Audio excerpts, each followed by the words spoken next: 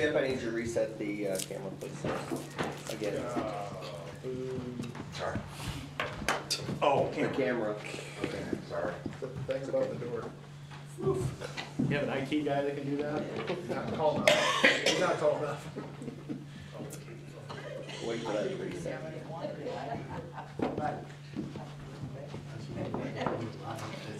Okay, it is 6:00 p.m. on Tuesday, February 10th, 2026. We'll call the common council meeting to order. Let's stand and say the Pledge of Allegiance.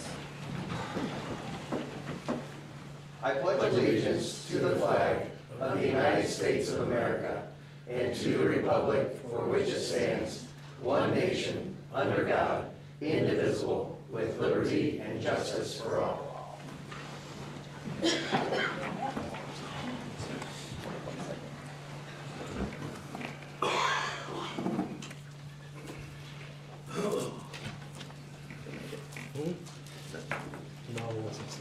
Roll call, please. Varga. Here. Romano. Here. Weigel. Here. Bachman. Here. Adamson. Present. In front of you are the minutes from our last meeting on January 27th. Were there any changes or corrections? Hearing none, could I have a motion to approve? So moved. Second. Motion by Jennifer, seconded by Tad. Further discussion? All those in favor show by the usual sign. It is unanimous. Next up is a public hearing for the vacation of the public way. So this is in regards, let me get there real quick. This is in regards to the property located on Whitley Street.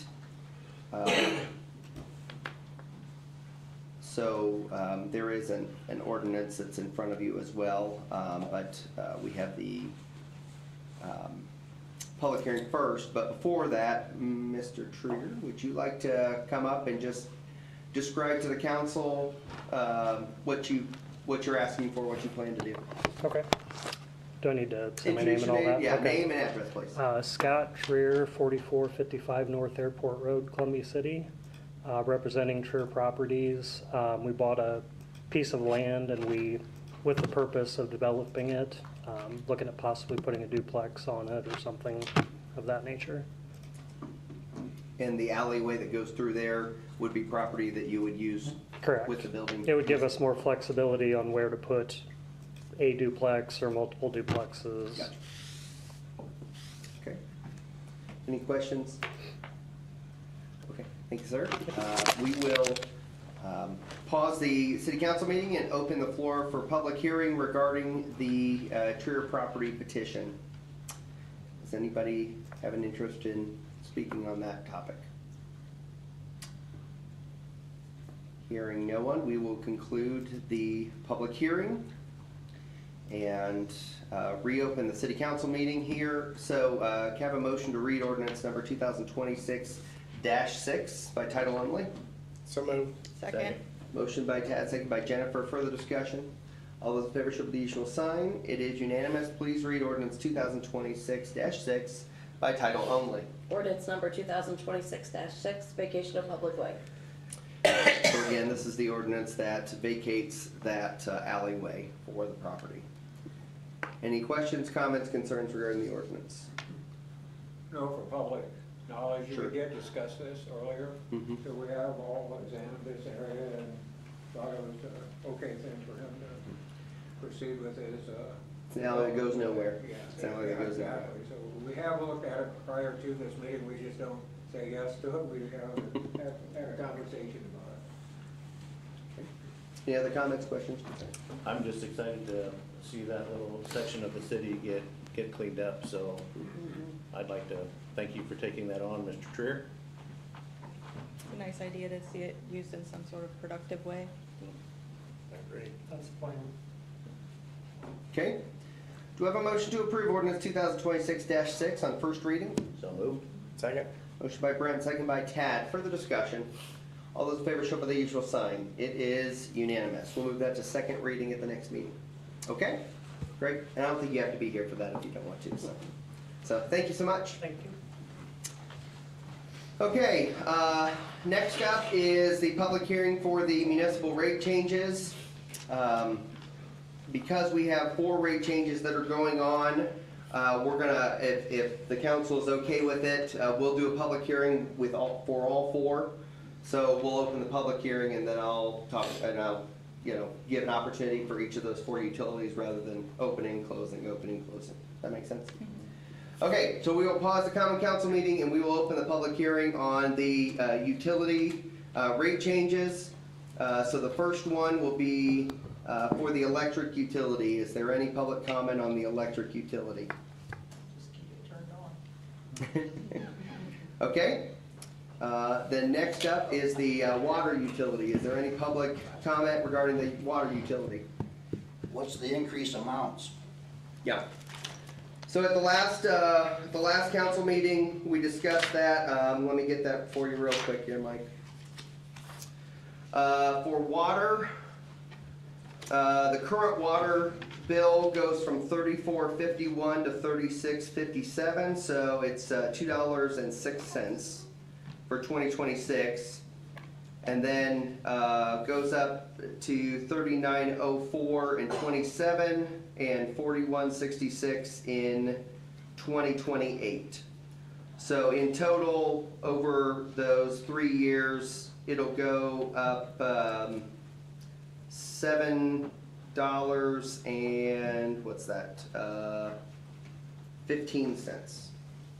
So there's not a percentage attached to it? I mean, Well, so overall, what we had proposed to us by Baker Tilly was that that it would be an average of about 3.5% per year over all the city utilities. So electric is a 1%, but sewer is let's see what percentage. I can give you that answer here in a second.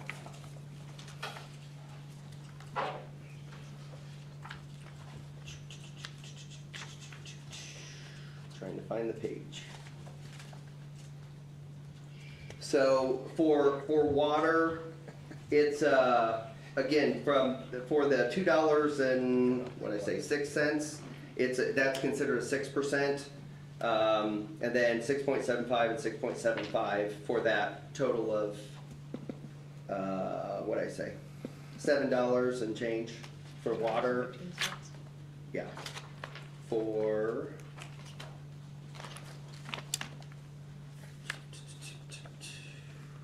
for sewer, it's 4%, 6%, 7%.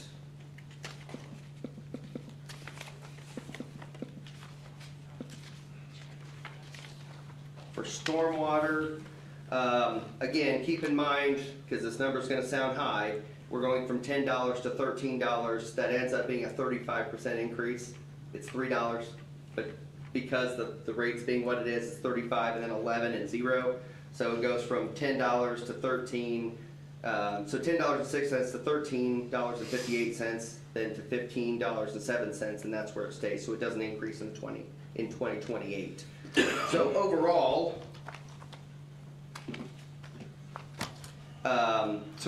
the 2026 increases for water, sewers, stormwater, and electric ends up averaging at 3.64%, and then 2027 is 3.54%, and then 2028 is 3.35%.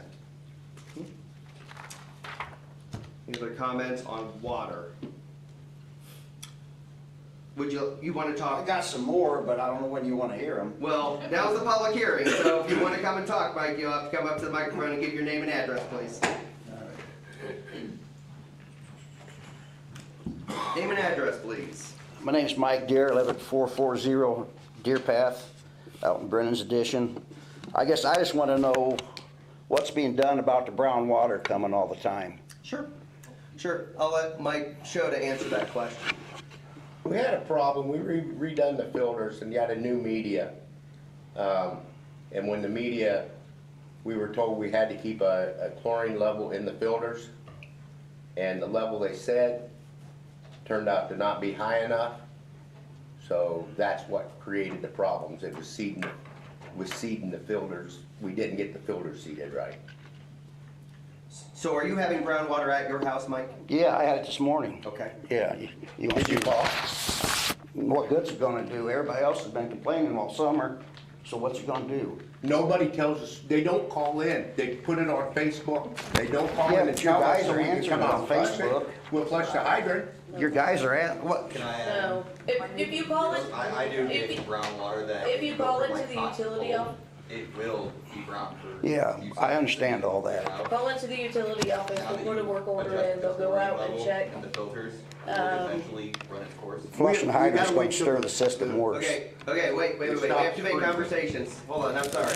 For public hearing, we gotta have order here, so, Mike, go ahead, you go ahead and go with your, what your And then- concerns are. I just wanna make sure you guys pay attention that they're doing the best they should be doing and keeping, make sure all the income's coming in, it should be coming in, and there's no money being wasted. And here's another picture, it was taken last week. I assume this is a city meter. It's a fire hydrant meter, it's still on the fire hydrant, it's been there over 5 months, so I'm sure it's not being billed or anything. What water was left in it's been froze. At You know, that's not a cheap meter. I don't know, is that something the fire department put on? No, it's probably put on for a contractor to use, could be contractors own Out at meter. 600? I don't know. It's city water out there. yeah. Well, I know it's city water out there, I'm Yeah. just saying, I don't know why. But I'm just saying, if that's a city meter, that's terrible management for that meter to be out there in the wintertime. I hear what you're saying. And it's obvious it's not being billed, or the meter reader should have known it should have been unhooked. That's all I'm saying. I think there's places you could check to make sure there's not wasteful stuff taking place before you start raising increases, just because it's an easy step. I think there needs to be some internal things looked, and I'm only speaking on the water. You know, I have no problem with anything else. I understand it all, but I do understand how the water works. So internally. Most obvious, you you got done, some Mike, because you got your license taken away. Mike. Okay. Don't even go there. No, I'll go there if you want. no, gentlemen, please, thank you. Thank You you, must Mike. have an issue. If it bothered you to say something. No, you're the one I that started I'm it. just asking. Okay, anything else for water?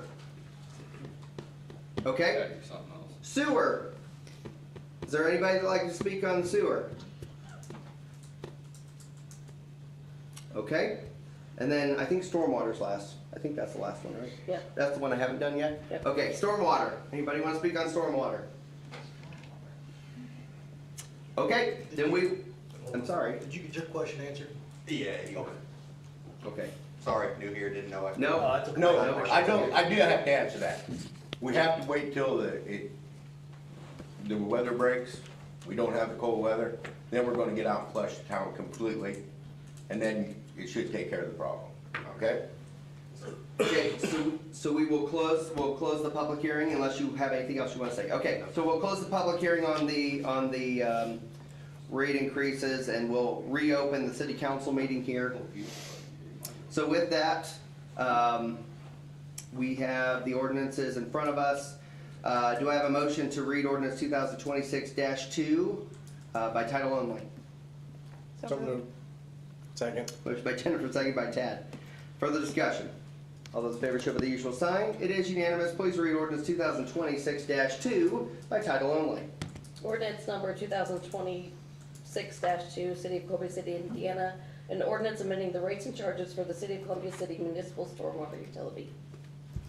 Any questions, comments, concerns about the ordinance? Do I have a motion to approve ordinance 2026-2 on second and final reading? So moved. Second. Motion by Jennifer, second by Tad. Further discussion? All those in favor show by the usual sign. It is unanimous. Next up is ordinance 2026-3. Do I have a motion to read by title only? So moved. Motion by Brent, seconded by Dan. Further discussion? All those in favor show by the usual sign. It is unanimous. Please read ordinance 2026-3 by title only. Ordinance number 2026-3, City of Columbia City, Indiana, an ordinance amending the rates and charges for the City of Columbia City municipal water utility. Any questions, comments, concerns regarding that? Do I have a motion to approve ordinance 2026-3 on second and final reading? So moved. Second. Motion by Tad, second by Brent. Further discussion? All those in favor show by the usual sign. It is unanimous. Next up is ordinance 2026-4. Do I have a motion to read by title only? So moved. Motion by Jennifer, seconded by Dan. Further discussion? All those in favor show by the usual sign. It is unanimous. Please read ordinance 2026-4 by title only. Ordinance number 2026-4, City of Columbia City, Indiana. An ordinance amending the rates and charges for the City of Columbia City municipal sewer utility. Questions, comments, concerns? Hearing none, can I have a motion to approve ordinance 2026-4 on second and final reading? So moved. Motion by Brent, seconded by Dan. Further discussion? All those in favor show by the usual sign. It is unanimous. Next up is ordinance 2026-5. Do I have a motion to read by title only? So moved. Second. Motion by Jennifer, seconded by Brent. Further discussion? All those in favor show by the usual sign. It is unanimous. Please read ordinance 2026-5 by title only. Ordinance number 2026-5, City of Columbia City, Indiana. An ordinance amending the rates and charges for the City of Columbia City municipal electric utility. Any questions, comments, concerns? Hearing none, can I have a motion to approve ordinance 2026-5 on second and final reading? So moved. Second. Motion by Tad, seconded by Brent. Further discussion? All those in favor show by the usual sign. It is unanimous. Thank you. Next up is ordinance 2026-7. Do I have a motion to read by title only? So moved. Motion by Jennifer, seconded by Dan. Further discussion? All those in favor show by the usual sign. It is unanimous. Please read ordinance 2026-7 by title only. Ordinance number 2026-7, an ordinance adopting formal rules of behavior for attendees at meetings. So my understanding, I know some of you worked on this. This has been something that's been in the works for, I think, months now, at least. Years. Years now. And so this is effectively, we have been counseled by the state and by cities and towns, if you will, that adopting more formal procedures instead of the kind of ad hoc as we go. Here's the rules for our meetings and things to that effect. We've been encouraged to pass a formal set of rules for the way we structure these meetings and all that kind of stuff. So, Jennifer, I don't know, I know you worked on this a little bit and stuff, not to put you on the spot here, but do you want to talk a little bit about that, or does any of the council members want to talk about the ordinance itself? Really, it's something that, we've always organized the meetings in such a way that they've been handled a certain way, but we needed to formalize that in terms of an ordinance so that it's across. So it's in writing Yes. effectively? Yeah, I hear you. Okay. So, so this really kind of governs the way that I, as the presiding officer, would handle the business and handle public input and handle all that kind of stuff, as well as, kind of the It outlines respectful the dialogue, timelines for people to talk. timelines and electronic devices and all Also that helps kind of when there's stuff. a lot that people want to say and to kind of keep it succinct so that it's productive for everyone. Yeah. And I will say, because I helped Jennifer on this as well. Oh, okay, I'm sorry. We looked at multiple different ordinances by different municipalities to come up with this final piece. We kind of picked and choose what we felt was imperative. Yeah, Sometimes they're more and less restrictive. sure. And just so you know, Marcia is on the phone if you have questions of her, but she's under the weather tonight, but she's still here in spirit, so. Any questions regarding the ordinance or any discussion from the council? Okay, do I have a motion to approve ordinance 2026-7 on first reading? So moved. Second. Motion by Tad, second by Jennifer. Further discussion? All those in favor show by the usual sign. It is unanimous. We'll move that to second reading at the next meeting. Okay, so we're gonna go ahead and do department reports, and then we'll open up the floor for public comment, because I know some of you probably are here wanting to do some public comment, so we will have that after department head reports. So, Mike, you wanna start us? Yeah, we're finishing up the inventory. Having a hard time getting it to load. Also, a week ago, we had a main break, and we did get a call from the emergency management saying they wanted the price of it, but when I notified that it was not a main break caused by the weather, it was because when the valve was installed, probably 15, 20 years ago. They put limestone around it, which limestone is a base, which ate the bolts. So the top of it come apart. This is the 5th one we've had in the probably last 3 years. So I'm sure there's gonna be more. Questions of Mike? Thank you. Chip? Working on getting the bot going for the amphitheater build, operate, transfer. We started meetings, weekly meetings on that. Working to get appraisals and demo costs for the jail. Also same with another property, possible contaminated property in the city, working on that one. Just I'll let Ted discuss about RDC, but we're having a conversation next week with Jerry Bushy about what to do, how to TIF his property, so a lot of stuff in the cooker right now. Questions of Chip? Thank you. Mike? You remember I talked about a retreat, this is the final phase of the skate project. We've ordered new pumps for Irish Glen and Wooddale. Leak test on our dice store today, and everything is there is in great shape, and I notified Spectrum Tech of that. Quoting new switchover valves for our sludge heater. Nothing valve, the one is, it's the original one, it's getting awfully stiff to operate, so we're looking at a new valve there in conjunction with an automated valve that can sense between methane and natural gas and switch it back and forth through our SCADA system. That's all I got. Okay. Questions of Mike? Thank you. Matt? Registration has started for baseball and softball in the office. That'll last until March 7th. We had a very successful father-daughter dance Friday and Saturday night. Thanks to the volunteers that came and helped clean up and ran the cookie counters and the parfait and all the candy stuff. Little girls on sugar just running around everywhere.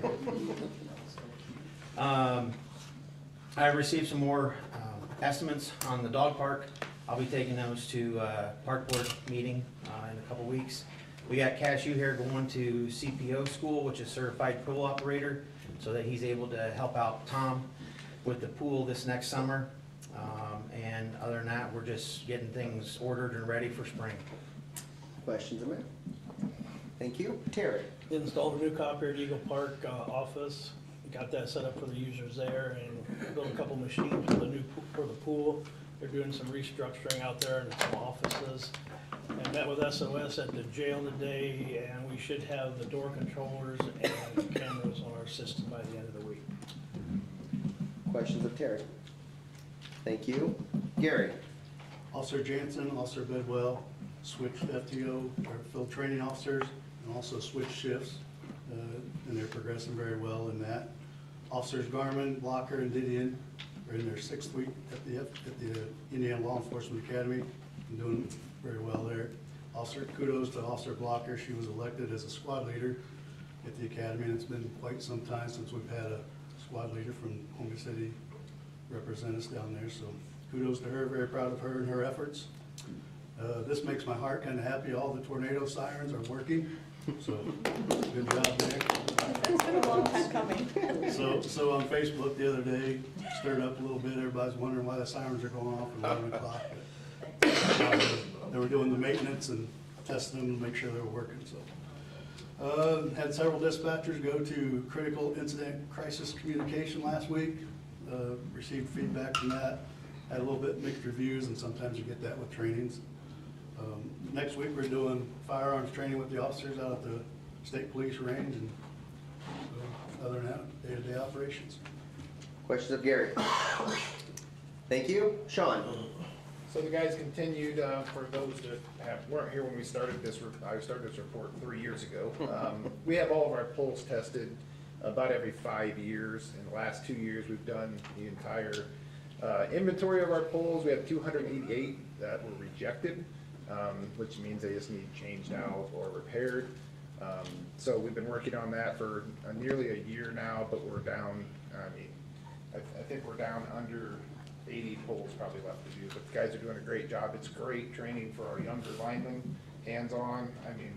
So really, guys have done a great job on the project. Matt Magger's leading the project for me, doing a great job organizing. The guys are doing a great job with the work safely. So I'm very proud of my crew and how professional they are. Safety is their number one concern at all times, so good for them. That hasn't always been that way. Been working on, changing some job descriptions with a journeyman groundsman position slash a locating position, a utility locator. Kind of changing that job description up to take some of the stress off everybody sending people out to do locates all the time. Also, some of the responsibilities from some of my staff have changed a little bit since the job description was written, so we're just gonna button those up a little bit.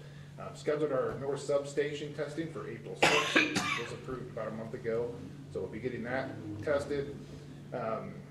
We did meet with engineers for the OCR project. What we're doing is we're going about halfway out on our rural feeder, because we go all the way from basically behind Kroger. We have a line that feeds all the way to the town of Etna, which is a long way, a lot of miles, and it's a radial feed, which means it only goes one direction, so I can't backfeed. It also means if I get a squirrel at Etna, the people at Cambridge Crossing see their lights blink. So we're working on a recloser that would be halfway out on the system to absorb those, so the people in town wouldn't see it. We can sectionalize better, it's got communication, I can do more engineering and things like that, but it's gonna be a great project.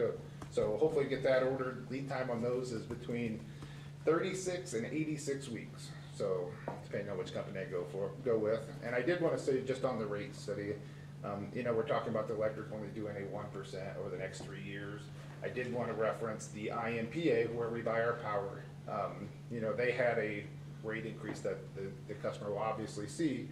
And I was just looking over the last 3 years of rate increases, judging by the paperwork you guys have in front of you, where, you know, NIPSCO is doing 20-some%, and AES in Indianapolis is doing 16.4 with another 20% probably coming. In 2024, IMPA raised their rates by 2.5%. In 25, they reduced their rates by 5%. And this year, they increased them by 2.77%. So over 3 years, their rates have gone up 0.26%. So they've done a great job down there. You know, obviously I'm on a lot of boards for them, and I get to see the data. And what they've done well is we've invested in our own production of energy. We're not counting on buying off the market like a lot of people are. We didn't dive in head first on this green energy that hasn't proved to be very successful. We have one here in town. So just shout out to IMPA for what they've done. And other than that, I'll be quiet. Questions of Sean? Thank you. Tom? Well, last meeting, I reported to you, we're gonna take the breathing air compressor that we bought, I don't know how many years ago, that turned out to be a lemon. We'll just put it at that. And we're basically gonna part it out, utilize some of its parts to upgrade our engine's breathing air compressor, cascade system. A guy by the name of Justin, he works for Justin Watkins. He works for Hoosier Fire. He's also a full-time firefighter with South Bend. He and I were talking about it. He felt horrible that we were going to take this thing and just basically part it out. It should have some street value, right? So he took it upon himself to hop on the internet and find, because he's our repair guy for him. He works for them doing repairs for these compressors. So he found a new computer, a used computer for it, sent it off to Scott. Hoosier Fire backed it, bought it. They sent it off, had it flashed. Long story short, he came up with a plan to kind of help us out with this whole mess. Get this one that we have up and running, has some street value on it. That should pay for everything plus that we need to do for 102's cascade system to bring it up to snuff. And still have a little bit of money left over. So I've been talking to Mayor and Leslie. Going to make sure both of them are kept in the loop, because we're going to have to market this thing ourselves on this thing called the Garage. It's where fire departments go to sell fire trucks and equipment and stuff. Going to keep them in the loop of where everything's at, so that, because I've never sold anything like this as the fire department. So I just want to make sure everybody's aware of what's going on, what we're doing, and why, so that there's no hidden agenda here. So I do take my hat off to Justin for jumping in with us, doing the extra homework, and trying to save us a little money on this whole project. So my kudos to him. I think I reported that 101 had some oil and coolant leaks. We're still waiting to get those in. Kelly needs to stop plowing snow and breaking his stuff. Hopefully the weather now will be conducive that we can get it in and Adam can get those little weeps taken care of. Our stuff's not in danger of getting, traumatic damage. It's just we'd like to get them taken care of so they're not dripping anymore. If you remember about a year ago, a little under, I reported that a company by the name of Convoy Technology had called us. They wanted to mount a camera on a backup camera and then another camera at the tip of the ladder, and test it out, run a commercial, and use that as a marketing thing. But they were going to, what they mounted to our vehicle, they would give us. It'd be free. We finally got everything up and running well enough, and the weather has broke. We got that camera up and going. Here in the near future, when the weather kind of works out for us, we'll be helping them shoot that commercial, just to keep you posted on that. February 17th is our live burn day. Through the winter, I take my hat off to Kyle Francis. He really did a lot of certified classes over here for all the full-time guys. They were advertised throughout the state. Anybody that wanted to come could come to them. The big one was Fire Instructor 2, which you have to have that to be the head honcho to teach, or to have to do an academy for firefighter 1 and 2, also for live fire evolutions. So that will conclude on February 17th with Live Fire Day. The schools were sending up their academy class to come and help, so it's going to be a big day.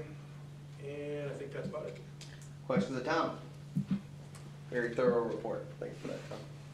Kyla, introduce yourself. Talk about the youth council, please. Okay. Hi, I'm Kyla Hockemeyer. I'm part of the Columbia City Youth Council, and currently we've been talking quite a bit about going to schools. We were not able to have a meeting last month because of all the weather, but in December we went to Mary Raber Montessori and did a lot of Christmas activities with those kids, and that was very fun. And in the very beginning of April, we're planning on having a fundraising pickleball tournament. Our main proceeds will go to BABE, and we're working on getting sponsorships from different local businesses around town. That's our main focus right now. Questions, Kyle? Thank you. Leslie.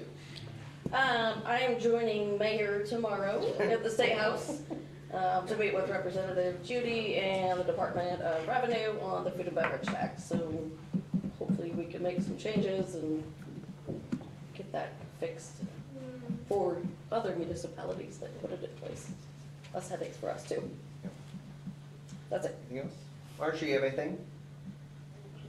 No. Okay. Marcia's under the weather, but I guess joining us in spirit. A couple of things for your information. Yeah, so tomorrow I'll be in Indianapolis. Actually, I'm down there for the Mayor's Commissioners Caucus anyways, and then Leslie and Representative Judy set up this meeting, so it works out really well. We have next Monday is we're closed for President's and observance of President's Day. And then next Wednesday, I'll be down in Indy again because we have our AIM legislative dinner that night. We have a board of directors meeting before then. So there's a fair amount of travel right now, but that's kind of what's happening. I will not be at the next meeting because I'll be in Washington, D.C. for our, with Sean for the Indiana Municipal Power Agency's fly-in. We speak with our representatives and senators about municipal power, and specifically about making sure that some of those onerous federal policies don't trickle down to us. So it's always a time well spent.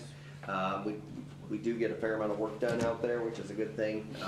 So fly out Monday afternoon, fly back Wednesday evening. So it'll be a quick trip out. So besides that, I think that's probably all I have right now. So Dan. I have nothing. Jennifer. There's actually a lot going on in the Arts Commission right now, but I did want to mention, to get it on the record, that we're planning a studio art, instead of a tour, a market this year, bringing everyone together in one location. We'll announce that at a later date, but the date for this is going to be September 12th, 2026. And it will be here in Columbia City. It will be open to all artists in the community that want to come out and market and have their items available. Also, live music should be pretty great. Great. Anything else? No? Thank you, Jennifer. Save it for another. Tad? All right, we had redevelopment meeting today, and just some updates on some things. The old LML property, we are, as Chip would say, 99.2%. It could be 2%. Yeah. We're waiting on one more soil Boring. recommendation, I don't know. We've been jumping through these fiery hoops for about 8 years on this. Yeah, I was gonna say, But we're long like time. that close to getting that turned loose so we can actually start marketing it. Getting appraisals for the Van Buren, Washington Street site for maybe doing a project there. The former Whitley County Jail, we are getting, I should say we, Chip, is getting different quotes on having that site torn down possibly to see how much that will cost. What'd they say? One guy said didn't want to go past the floor because the The first floor is so well built, they would like to stop at the first floor and see if another company could build up from the first floor because it's that well constructed. And I'm like, And just for clarity's sake, for the RFP, it's so that there's information in that RFP that we've done some of the due diligence, not that we're gonna go and spend the money on demoing the building. So if someone wants Public to record. use that property for a project, they will know the costs that are involved in if they want to keep it as is or if they want to demolish it and build it from scratch. And so we have all the options on the table, so. And then Smith Brothers, we're getting two different sets of appraisals for that property, so then we can, and demo. And demo and appraisals for those, so. And then also we voted to approve a TIF district for apartment complex that could possibly be coming to town in the near future, so. That's it. Thank you, Ted. Brent? I have nothing. Okay, Ryan? As you guys know, we were contacted by Mr. Kraus in reference to chickens in the city. I had a conversation with him. I think he spoke with a couple other council people. Is he here? And essentially, I encouraged him to come in and speak to the council if that's what he has a passion for. I think it's important that people are involved.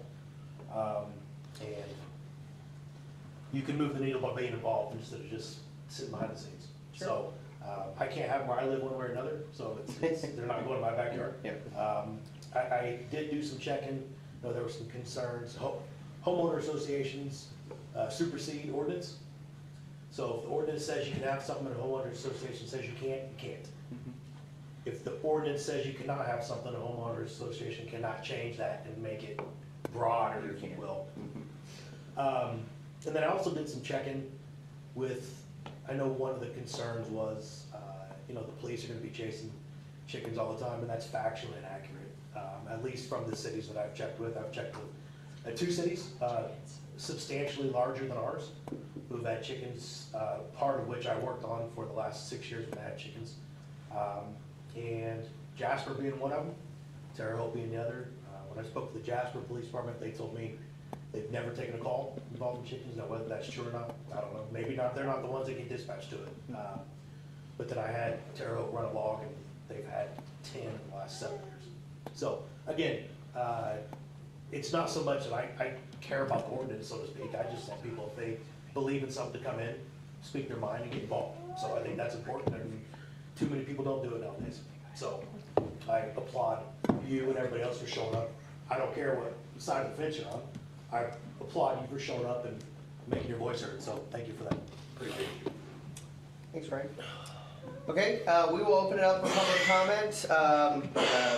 Maximum of 5 minutes preferably.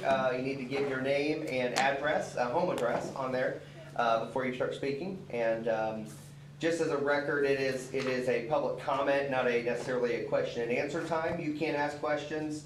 The council can choose whether or not to answer those questions. That's kind of the procedure throughout the state of Indiana. So with that, we'll open the floor. Is there any public comment? Come on up. I'll piggyback off of that last. My name's Andrew Klaus. I live at 346 North Walnut. I don't do a lot of public speaking, so please don't make fun of me and don't laugh. Just thank you guys for letting me be here. It's the first time I've ever taken any initiative in something like this, so. I want to talk about backyard chickens. I know you guys have had this in the past, and I know it's your favorite topic, so here we are. I know you've heard pros, cons, this, that, what they can do, what they can't do, what people like, what people don't like. I'm not here to talk about that. You've already heard it a million times. I actually kind of developed a plan, a blueprint sort of like a registration process, a tagging process, who or what entity would handle that, what would happen if you had to end up chasing chickens outside of police force or anything like that. I don't know if you want me to go through that with you all, or if you would like a copy to look at. It's or... your 5 minutes, however you'd like. Okay. So I got a registration system.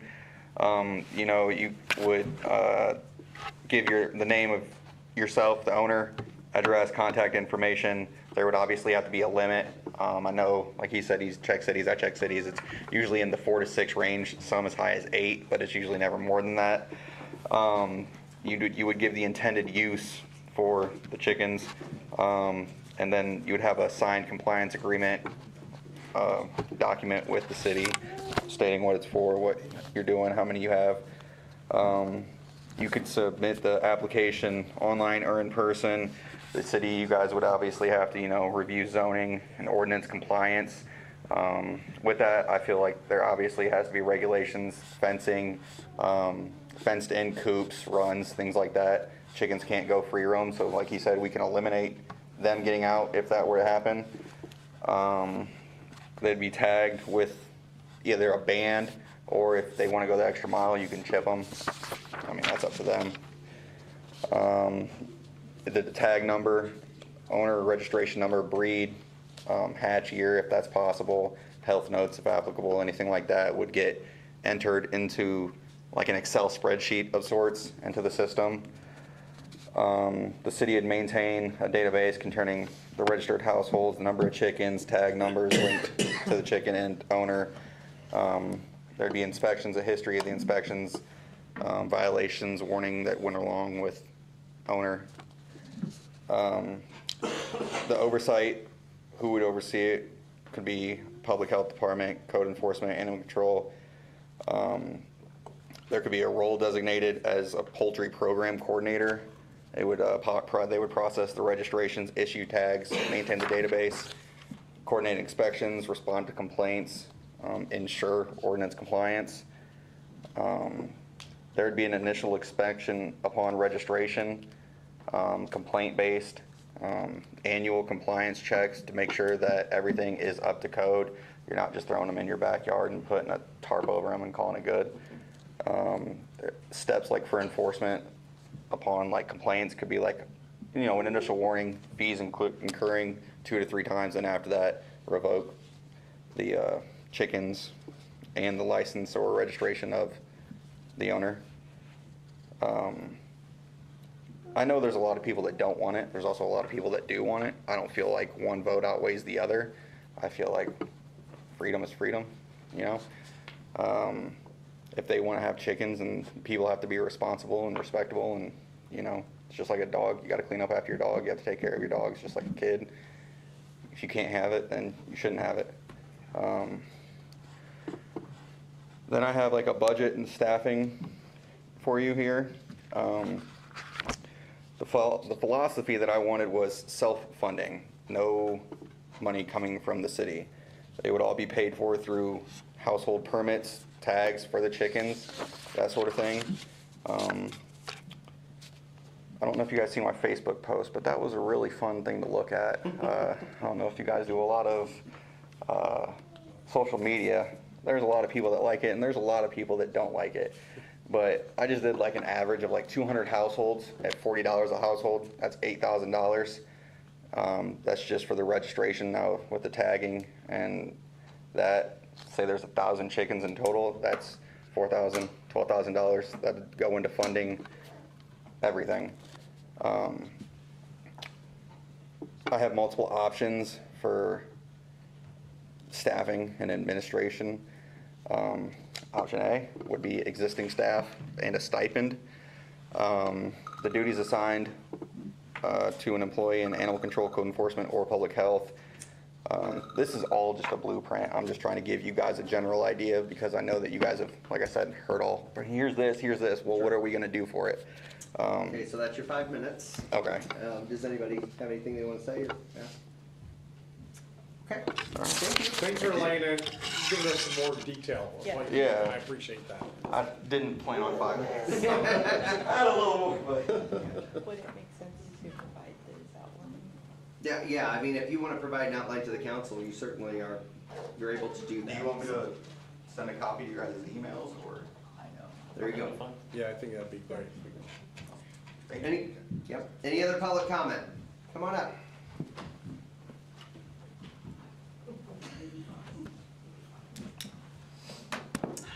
Name and address. You already know who I am, right? I know, but for the record. Connie Lutz, Connie with a K, 602 West Columbia Parkway. No, I do not want chickens. I took an informal poll of my immediate neighbors, and I have 9 no's, 2 maybes with big butts. Well, with big restrictions. Sorry. I know what you meant.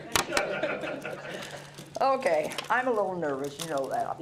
I don't speak in public usually, it's on Facebook, okay? These chickens, I'm sorry, but I have been attacked by chickens in our neighborhood. Now, this has been quite some time ago. I was at the corner of Jeffrey and Azuba, walking my dog, and I hear all these clucking noises.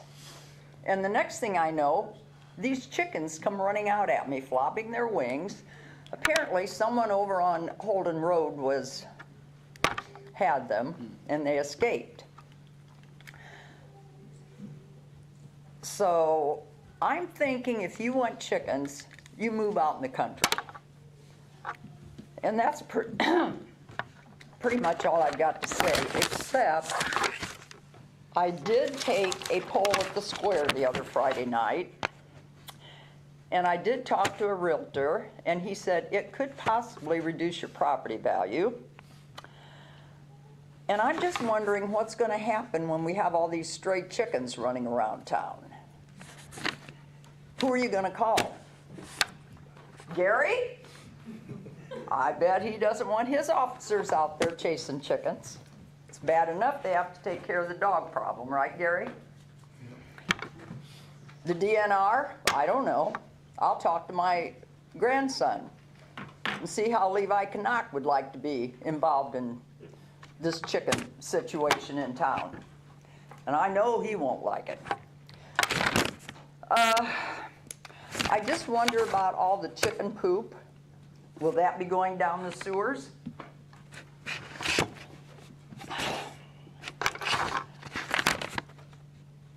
And I've heard that chickens damage gardens if they get loose. They're a general nuisance. They can be noisy.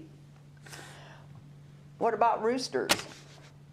I'm retired. I don't want to get woke up by a rooster crowing in the morning.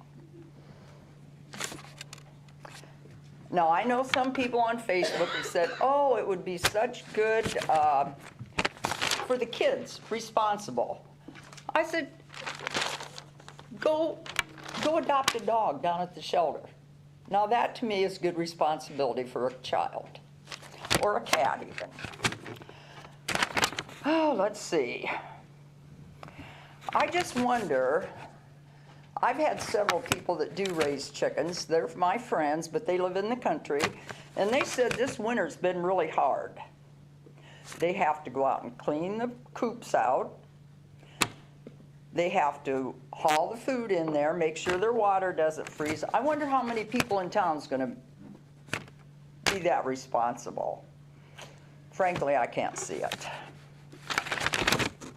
And then I have one more issue. I was at the VFW Saturday, and of course we were discussing the chicken situation. And one of my friends said, Connie, do you know that you could get, now I'm gonna try to pronounce this, if I have time. Is my Yeah, 5 minutes up? 51 seconds, Connie. Okay. You can get ocular histoplasmosis from chickens. Now, this friend of mine apparently grew up on a farm, and it was his responsibility to go out in the chicken coop and clean all the poop up. And he breathed that in, and it went to his eyes. He has to go get shots every so often in his eyes. So I thought, well, I'll put that down as one of my cons.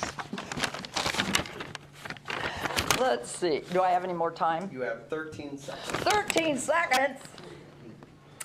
Oh, and don't forget the expense of setting this up. It's not gonna be cheap. Some of my friends that raise chickens has told me that. And whatever you do, if you do get them and you live around me, you better have a privacy fence. Thank you. Thank you. Anything from the council on that? Okay, any other public comment? Okay, hearing none, we will call the meeting adjourned. Thank you.